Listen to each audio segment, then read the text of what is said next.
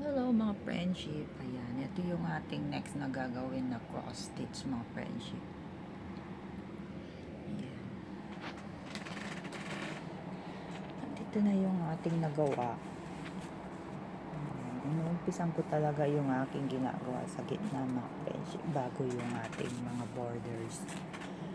So ito muna. Ayan. Inuumpisan natin siya dito.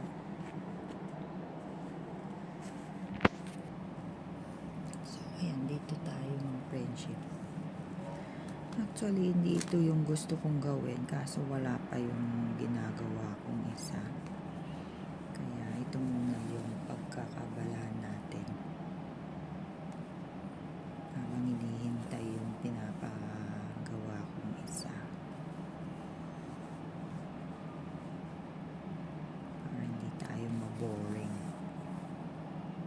Nakaboring kasi dito mga friendship, wala